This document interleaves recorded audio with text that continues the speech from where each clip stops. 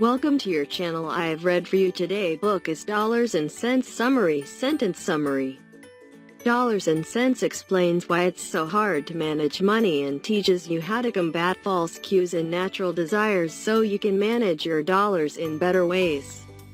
Most of us like to think we're good with money. We might budget, save, and invest, but a lot of the time we spend with our heart more than our brain. We are sometimes our worst enemy when it comes to money. When dealing with money, humans are predictably irrational. Most of us are willing to drive a little out of the way for a better deal when we need to gas up our car. 3 cents cheaper per gallon will add up, right? Let's say that you have the average gas tank size of 15 gallons. That savings amounts to a whopping 45 cents total, some of which was spent getting there. That's not worth the extra time and effort. For some reason, we like to feel like we're getting the best deal. Like we are smart about our money, even if the math doesn't add up. Dollars and cents. How we misthink money and how to spend smarter sheds light on many of our bad money decisions. No matter how wise you think you are with your money, you're definitely making some. Dan Ariely is a professor of psychology and economics and author of other best-selling books dealing with human behavior. Jeff Chrysler is a former lawyer who uses humor and satire to promote good financial habits. Together, they bring a funny, light-hearted look at how we make silly decisions with our money and what we can do about it. Here are the 3 most impactful lessons from the book. 1. Fundamental human characteristics make it hard to manage our money. 2. Use emotional connections and Ulysses contracts to boost your self-control. 3. Get rid of your complex budget and make a simple one. Let's figure out to stop being our own worst enemies when it comes to money. Lesson 1. Human nature makes it difficult to be good with money. When it comes to spending money, we often fail to consider alternatives. As we're buying something, we rarely stop to think about what else we could buy with that money.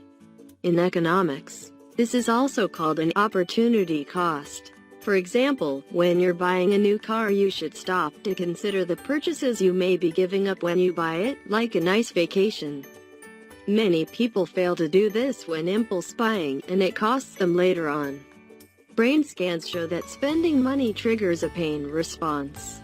Big companies know about and take advantage of by making it as painless as possible to make purchases. They increase the time between payment and consumption and give us points or sky miles for our purchase. We also ease the pain ourselves. We like to use our credit cards to spend money we don't have, with the intention of paying later.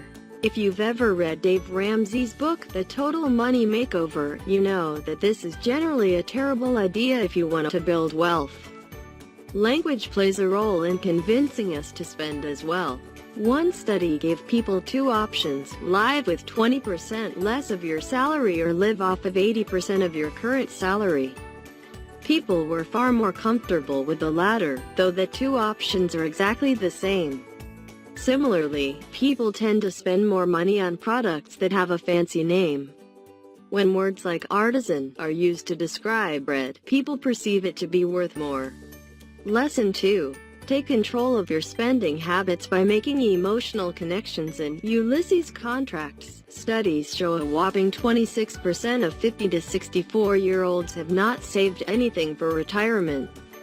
Saving over the long term is a huge problem for a lot of people. Why is this? Because it's hard to connect with the distant future emotionally. The key to combating this is imagining our future selves doing wonderful things in retirement and thanking our past selves. As silly as it might sound, this exercise helps us emotionally connect with our future. Another tried-and-true strategy is to have automatic saving accounts such as a 401k, so we essentially hide the money from ourselves. In the legendary story of the Greek hero Ulysses, to get past the deadly sirens with their alluring music, Ulysses has his crew tie him to the mast of his ship.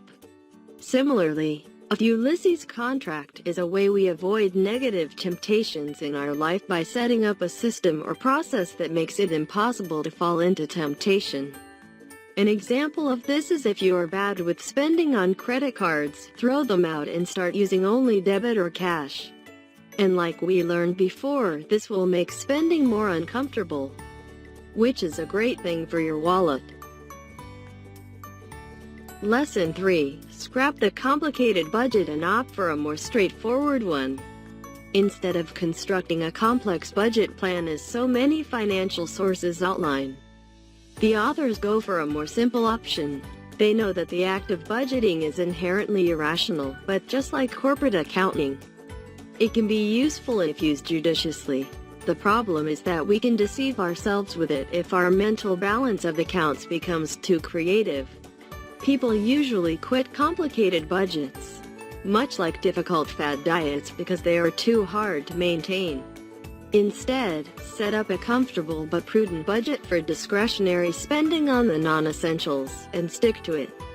Every week you can load money onto a prepaid credit card and stick to the allowed amount without all the worry. Dollars and Cents Review. Unlike a lot of finance books out there that can be snooze fests, Dollars and Cents is sure to get you laughing and keep you interested. It's fun and refreshing, and the authors don't take themselves too seriously. Besides being an enjoyable read, it's also really interesting to learn the many psychological principles behind how we spend. If we want it to get better, we need to acknowledge these fundamental truths.